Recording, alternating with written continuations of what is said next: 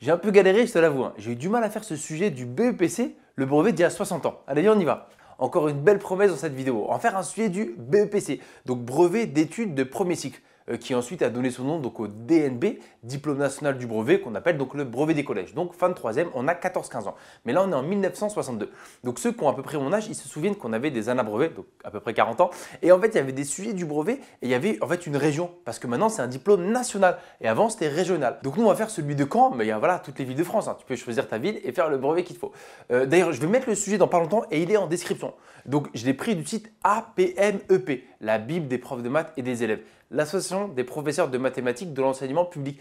Tu as quasiment tous les sujets et corrigés de ce que tu veux. Enfin, ce que tu veux autour de maths, hein, d'accord, mais donc de bac, de brevet, d'il y a longtemps, récemment. Et donc, c'est une mine d'or pour les profs, pour mettre les sujets aux élèves. Pour les élèves, pour réviser s'ils sont un peu smart. Et moi, ça me donne des petites idées pour les vidéos. Donc, on va faire ce sujet-là. Regarde, je te le mets tout de suite et après, on discute. Il est là.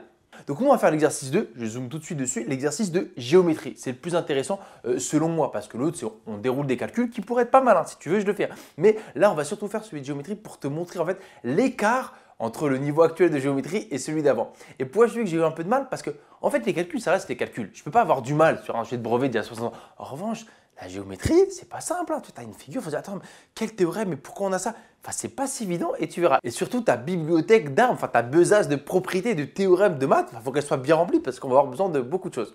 Je vais te demander un peu d'indulgence parce que je vais faire la figure au fur et à mesure et elle va être un peu chargée, donc j'espère qu'on va réussir à s'y retrouver. Allez, sans plus attendre, on y va. Super compas pour tableau, je crois que je ne l'avais jamais encore utilisé. Donc regarde, étape 1, on doit tracer un cercle de diamètre AB et de centre O. Donc pour l'instant, ça va, je gère encore. Donc un cercle de diamètre AB et de centre O. On mène une corde AC. Une corde, en fait, c'est tu relis deux points du cercle. Donc AC, A, bah, je vais prendre C ici. Donc voici la corde AC, donc un segment reliant deux points du cercle. Et on me dit, on la prolonge d'une longueur CD qui est égale à AC. Ok, donc je refais la même chose. Et dans ce type d'exercice où tu n'as aucune information, en fait, le codage est indispensable. Donc voilà, et même dès que tu vois quelque chose, écris-le ou garde-le en tête. C'est ce que j'appelle mettre de la valeur ajoutée quand tu lis un énoncé. Donc ça peut paraître tout bête, mais maintenant, c'est que C est le milieu de AD. Ok, ensuite, les problèmes commencent. Montrer que le triangle ABD est isocèle. Et donc j'ai relié BD pour qu'on ait le triangle ABD. En fait, là, par rapport au point que j'ai pris, on n'arrive même pas vraiment à voir où est-ce qu'il est isocèle. C'est un peu ça, hein, quand tu as un énoncé et que tu n'es pas plus guidé que ça, tu peux tomber sur des cas particuliers. Bref, ici, on ne sait même pas où est-ce qu'il est isocèle. Et en fait, on va utiliser sans doute mon résultat préféré du collège qui n'est plus enseigné. Quand j'étais élève, collège comme lycée, j'avoue même un peu à la fac, j'étais pas hyper curieux. Tu vois, j'apprenais tout par cœur pour avoir des bonnes notes pour que ma maman soit contente, tu vois, mais j'étais pas hyper curieux. Et ce résultat-là, il m'a marqué. C'est celui qu'on appelle en fait triangle rectangle et cercle circonscrit. Parce que notre prof en quatrième, il nous l'avait amené comme ça. Il avait dit tracer un cercle de diamètre AB, un peu comme ici, et après il a dit, écoutez bien, peu importe où tu prends un troisième point sur le cercle, alors ce triangle-là ainsi formé est obligatoirement rectangle. Peu importe où tu le prends. Et nous, qu'est-ce qu'on a fait? On a tous pris une équerre et essayé de prendre un point, tu sais, genre ici. Ah ouais, monsieur, on va voir. On le mettait ici pour voir est-ce que oui ou non, il était rectangle. Et bien, ça marche toujours en fait. En fait, un triangle qui est inscrit dans un cercle, dont un de ses côtés est un diamètre du cercle, est rectangle. Parce qu'ici, tu aurais dû avoir un réflexe. Dès que tu as mis C ici pour la corde, tu aurais dû dire attends, ACB est rectangle en C. Je réserve, peut-être que je n'aurai besoin, mais en tout cas, j'ai mis de la valeur ajoutée et j'ai démasqué un résultat. Donc j'ai tracé BC, mais nous on ne perd pas de vue, en fait on doit démontrer que ABD est un triangle isocèle. Je vais te proposer plusieurs démonstrations, un peu à l'oral, et tu choisiras celle que tu préfères. La première, c'est, il faut savoir, c'est qui BC pour le triangle ABD? Qui est-il? Attends, c'est une droite qui part d'un sommet et qui arrive perpendiculairement. Donc BC est une hauteur qui part d'un sommet et qui arrive perpendiculairement. Tu t'appelles hauteur. Mais BC également, elle part d'un sommet et elle arrive au milieu du côté opposé. Comment est-ce que ça s'appelle? Ça s'appelle une médiane. Donc on vient d'identifier BC comme étant à la fois médiane et hauteur quand c'est issu d'un même sommet. Et bien en fait, si ta médiane et ta hauteur est la même droite, et ben ça signifie que ton triangle est isocèle, d'où partait cette hauteur ou cette médiane, à partir de ce sommet-là. Donc on vient de prouver que le triangle ABD est isocèle où? Sur B, tu vois. Il devient le sommet principal. À partir de lui, par une droite qui est en fait à la fois hauteur et médiane, et donc le triangle est isocèle. Premier argument. Deuxième argument, ça va être avec les triangles égaux. En fait, il y a un concept peut-être que tu connais qui s'appelle les triangles semblables. Tu vois, imagine deux triangles qui ont les mêmes angles. Tu vois, les angles, ils sont tous égaux. On dit que ces triangles sont semblables et donc les longueurs sont proportionnelles. Mais il y a un truc plus fort que ça, c'est les triangles égaux. Genre, c'est pile les mêmes, juste il y en a un qui est par là, l'autre qui est par là. Mais c'est pile les mêmes, ils ont tout pareil. Et regarde ces deux triangles. qu'est-ce qu'on sait d'eux? Je vais te les écrire autrement. BCA, je le remets ici. Donc, je prends BCA, hop, je le tourne et je le mets ici. Donc, en fait, BDC, je vais l'attraper, je vais le mettre ici. Je le mets comme ça de ce côté-là. Donc, l'angle droit, il est sur C. Et donc, si je le mets de ce côté-là, on a D ici et on a B ici. D'accord? Je fais exprès de ne pas les compléter, mais je veux que tu vois quelque chose. Regarde, nous, on sait que DC égale AC. Regarde, c'est écrit, on l'a démasqué. Donc, ce côté-là est égal à ce côté-là. Et BC, c'est le même côté. C'est un côté commun. Donc, c'est le même. Regarde ces deux triangles quand même, tu vois. Ils sont égaux, ça se voit. Regarde. Et angle droit égal. Quand on va tracer l'hypoténuse, ça aura la même longueur, tu vois. Il n'y en a pas un qui va être plus long, c'est évident, tu vois. Donc, en fait, c'est ce qui permet d'affirmer que ces deux triangles sont égaux. Pourquoi? Si on prend l'argument rigoureux, c'est qu'en fait, ils ont deux angles égaux, enfin un angle égal de part et d'autre, d'où part deux côtés de même longueur. Et cela suffit à démontrer que ces deux triangles sont égaux. Égaux, ça veut dire qu'ils ont tous leurs côtés de même longueur. En particulier, le troisième, BD, va être égal à BA. Et on vient de démontrer que dans le triangle ABD, il y a deux côtés égaux, autrement dit, il est isocèle. Ouf! C'est terminé. Donc finalement, là, je me rends compte que je n'ai pas forcément écrit, mais je vais te les faire à l'oral en espérant t'avoir convaincu de manière logique et rigoureuse. Question suivante. Un peu de construction avant de te démontrer. On te dit, on mène la perpendiculaire à AC passant par A. Donc, ok, il y a AC, donc on va tracer la perpendiculaire et on te dit qu'elle coupe le cercle en E. Donc, on prend notre ami l'équerre et on fait la perpendiculaire. Donc, j'ai tracé ma perpendiculaire et on me dit qu'elle coupe le cercle C en E. Question, montrer que ACBE est un rectangle. Bon, déjà, on le complète. Comment on fait pour montrer qu'on a un rectangle? Et c'est ça, en fait, le cœur des démonstrations. Je vais te dire quelque chose, montre quelque chose, et toi, en fait, tu vas faire appel à toutes tes armes dont tu as à ta disposition pour trouver la propriété la plus adéquate. Et c'est pour ça qu'il faut connaître du cours. En fait, la vraie définition d'un rectangle, est-ce que tu la connais? C'est un quadrilatère qui a trois angles droits. Parce que si tu en as 3, le quatrième il sera forcément droit. Donc si tu as 3 angles droits, tu en as 4, tu t'appelles rectangle. Mais également, on pourrait dire, si un quadrilatère a ces diagonales qui sont à la fois de la même longueur et qui se coupent en leur milieu, alors tu as un rectangle. Tu as plusieurs éléments. Et ici, en fait, tu as déjà 2 angles droits. Tu vois. Donc si tu arrivais à montrer que soit cet angle est droit, tu gagnes. Tu aurais un quadrilatère qui a 3 angles droits. Définition d'un rectangle. C'est fait, non? Ma propriété préférée de tous les temps. Tu as un cercle. Tu as un diamètre de ce cercle. Alors, peu importe où tu prends le troisième point, tu formes un triangle rectangle. Regarde, AB est un diamètre du cercle. E est un point du cercle, c'est écrit dans l'énoncé. Et donc, le triangle ainsi formé est rectangle en E. Voilà. Triangle rectangle, cercle circonscrit. Tellement belle celle-là. Et voilà, on vient de démontrer que le quadrilatère ACBE possède 3 angles droits. Donc, un quatrième, donc c'est un rectangle. Pour l'instant, c'était la partie plutôt accessible. Jusque-là, je t'avoue que ça allait. J'ai réussi à gérer. C'est en fait la suivante où voilà, j'ai un peu transpiré. Enfin, la suivante, la question suivante, pas ce qui arrive maintenant. Parce qu'on t'a dit en déduire que les points E, O et C sont alignés. Une fois que tu es prouvé ça, on te dit prouve que ces 3 points sont alignés. Je l'ai un peu dit tout à l'heure. Maintenant qu'on a un rectangle, c'est qui EC? EC, c'est une diagonale du rectangle ACBE. Mais dans un rectangle, qu'est-ce qu'il y a de particulier? Les diagonales se coupent en leur milieu. Mais on sait déjà, regarde, c'est qui O? O, c'est le centre du cercle. Donc O est le milieu de AB, qui est l'autre diagonale. Or, au milieu de AB, car c'est le centre du cercle, donc qu'est-ce qu'on en conclut?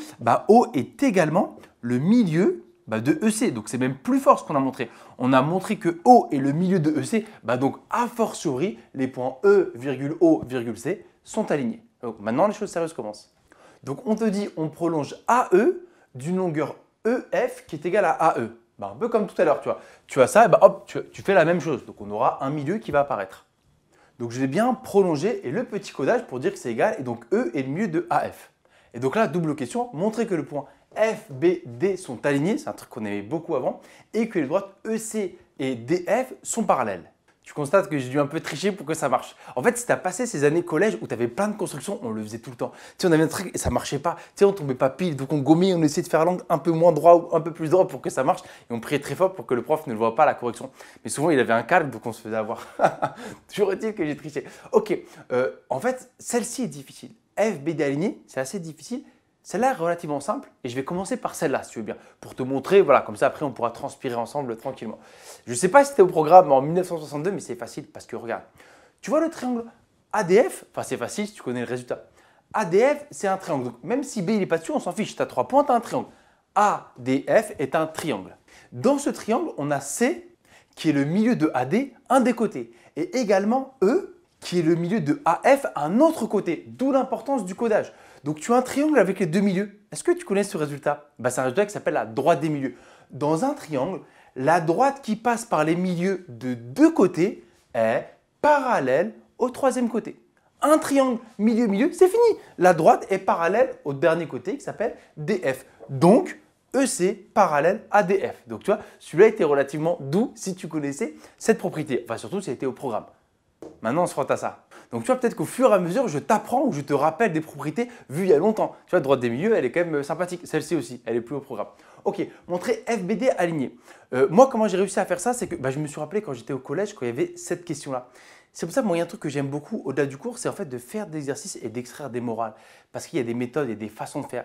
Et en fait, une des façons de montrer que des points sont alignés, c'est avec des droites parallèles. Parce que si je te dis que les droites RS et RT sont parallèles, peu importe, on n'est pas dans cette figure. Tu as de droites RS et RT, elles sont parallèles. Alors forcément quoi? Les points sont alignés. Regarde, RS parallèle à RT, il y a le R qui se répète. Tu ne peux pas avoir deux droites parallèles avec un point sur les deux. C'est le principe, sinon elles ne le sont pas. Donc en fait, c'est un cas particulier. Deux droites parallèles avec un point commun sont confondues. Tu vois, c'est un truc qu'on apprenait ça au collège. Deux droites parallèles avec un point commun sont confondues. Droite confondue, point aligné. Et c'est ce qu'on va faire. En fait, pour montrer que ces trois points sont alignés, on va montrer que ces deux droites sont parallèles. On va montrer que DB est parallèle à BF. Et pour faire ça, pour montrer que deux droites sont parallèles, tu vois, c'est raisonnement dans le raisonnement, on va montrer qu'elles sont toutes les deux parallèles à une même troisième droite. On va montrer que DB est parallèle à une droite. Ensuite, on va montrer que BF est parallèle à la même droite. Si les droites sont parallèles à la même droite, c'est qu'elles sont parallèles entre elles. Et on pourra dire que les points sont alignés. À qui elles vont être parallèles? À EC en fait. C'est EC qui va nous faire la jonction. On va montrer que BD est parallèle à EC, pause, et que BF parallèle à EC. Et pour ça, on fait appel à nos amis les parallélogrammes. C'est un truc qu'on faisait systématiquement dans les démonstrations de collège. Donc comme il n'y a plus de démonstration, les parallèles ils sont un peu passés à la trappe. Alors que c'est d'une puissance. Donc je continue à te donner la structure du raisonnement. En fait, on va montrer que ECDB est un PLG parallélogramme. On va montrer que ECBF est un parallélogramme. Or, dans un parallélogramme, les côtés opposés sont parallèles. Donc si on arrive à montrer que c'est un PLG, ça voudra dire que EC parallèle à BD.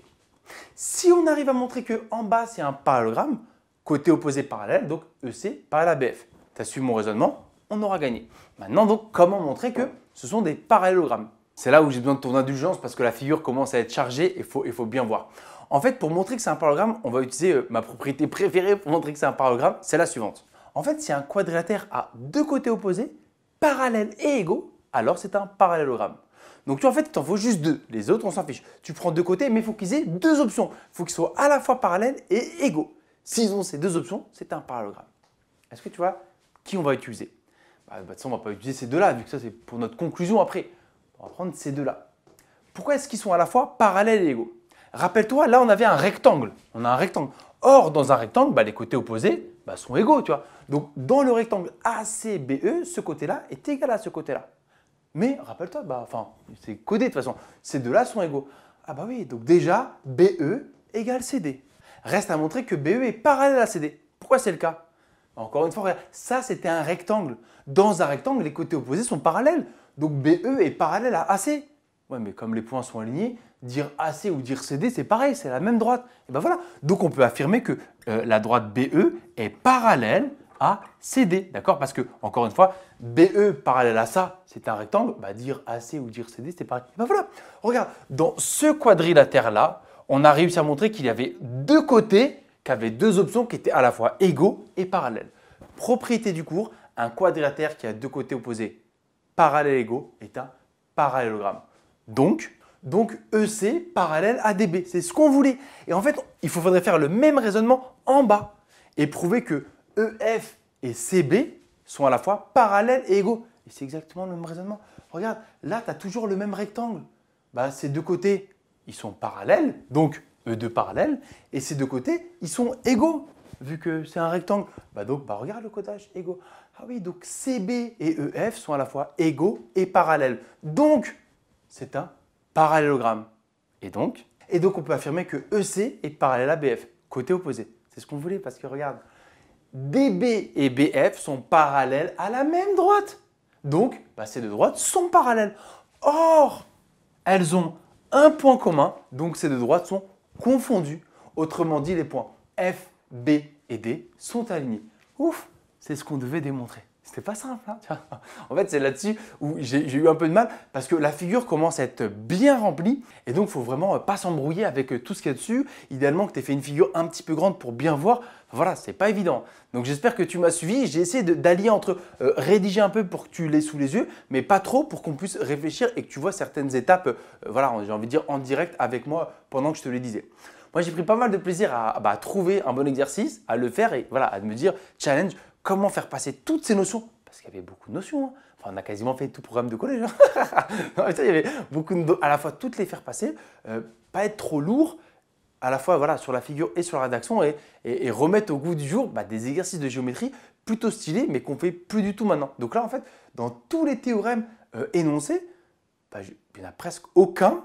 Tu vois, même médiane et tout, c'est des trucs qu'on voit presque plus. Je te promets, il n'y a presque plus rien qu'on voit au collège. C'est un peu dommage, mais bon, voilà. Il y a en tout cas d'autres thèmes qui sont arrivés et qui sont aussi tout aussi sympathiques. En fait, il y avait une dernière question à l'exercice, celle-ci. Celle-ci, je ne la fais pas, je veux que tu la fasses. Je veux ta réponse en commentaire. Lis la question, essaie de bien rentrer dedans. Et en fait, si tu as la réponse, tu peux juste mettre la réponse en commentaire. Et ceux qui se chauffent, comme souvent, de mettre la démonstration, eh ben, on prend. Donc comme ça fera un petit moment de partage et d'échange dans les commentaires. Donc fais cette question, ta réponse en commentaire. Et comme d'hab, j'espère que ça t'a plu.